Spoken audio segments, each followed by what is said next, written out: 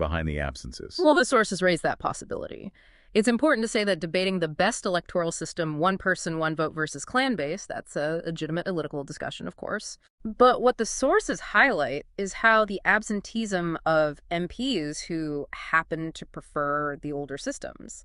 Well, it raises deeper questions about their commitment to any kind of functioning democratic governance, whatever the specific model. So it's less about which system is better and more about a potential unwillingness to let any functioning system take hold. That's the concern raised, yes. And remember, many of these MPs are directly involved in other crucial work, too, amending the Constitution, daily legislative stuff. Right, so their absence isn't just about elections. It hits everything. Everything. Legislative oversight, approving budgets, passing laws on security, economy, you name it. It all gets delayed. Now, the sources also mention something else, a bit more complex. Concerns about some MPs allegedly being born outside Somalia, like Kenya or Ethiopia. Yes, that point is raised. Now, legally, under the current constitution, that's not necessarily a violation in itself for holding a seat. Okay.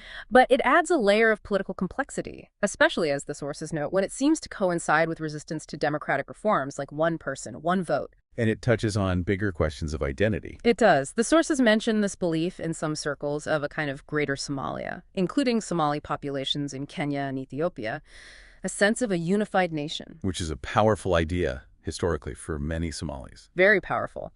But, and this is crucial, under international law, it doesn't really hold water, does it? No. Kenya and Ethiopia are sovereign countries.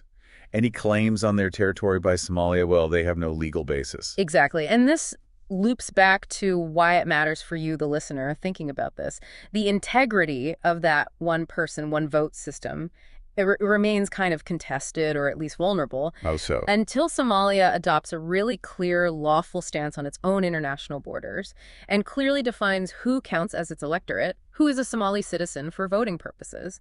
That ambiguity can undermine the whole system. Right. You need clarity on who the one person is in one person, one vote. Precisely. Without that clear constitutional framework defining citizenship and borders, the system, even though legally passed, risks being undermined in practice. Okay, so if we step back now, what are the really grave consequences of all this? The failure to meet quorum, the MP absenteeism. What's the bottom line impact? Well, the bottom line is like a cascade, really. It starts with governance paralysis. Legislative functions just stop. Critical decisions on security, the budget, reforms, all delayed indefinitely. A standstill. And the effect on ordinary people. That's the next domino, a serious erosion of public trust. How can citizens trust the system when their elected representatives seem to prioritize personal things over national duties? It breeds cynicism, disengagement. Understandable. And perhaps the most dangerous in the long run is constitutional instability. When you have continued open violations of the Constitution, of parliamentary rules, it threatens the legitimacy of the whole legislature, the whole system. It eats away at the foundation. Exactly. A truly dire picture. Okay, so what's the way out? What solutions do our sources propose? How can Somalia restore function and trust here? The sources are quite direct. They offer clear, actionable recommendations. First, enforce the rules they already have. Article 59, boy. The one about losing your seat for absence. That's the one. Parliament should actually start the process of expulsion for MPs who missed 2 consecutive sessions without a valid excuse. It's not just a suggestion, it's in the Constitution. Use the teeth it already has. Okay. Enforce the rules. What else? Second, link salary directly to attendance. Make compensation depend on verified, active participation. Basically, no show, no dough. Seems fair. Simple accountability. Third, investigate the misuse of public funds. All that travel, the expenditure claims by MPs, they need to be properly audited and the findings made public. Transparency is absolutely key to rebuilding any trust. Right. Shine a light on it.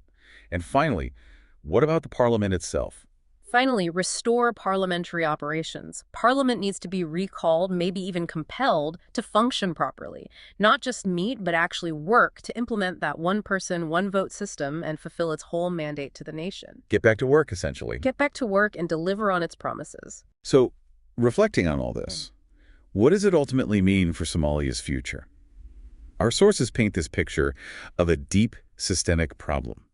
MP absenteeism pulling down significant public salaries, Mhm. It's not just irresponsible, it's unconstitutional. That's the core of it. They've passed this crucial electoral law, a potential turning point. Right. But the parliament itself is unable to deliver because of this internal dysfunction. Yeah. If Somalia is going to build a stable, democratic, rule-based state, it absolutely must enforce its own laws, starting with making sure its legislature actually functions. It really has to come from within. Which leaves us, and you listening, with a final thought to maybe mull over. What are those fundamental, non-negotiable things a nation has to uphold to make its democratic dreams a reality, especially when the biggest challenges seem to be coming from inside its own government? How much does that internal commitment, that willingness to follow your own rules, truly outweigh just having the laws written down on paper?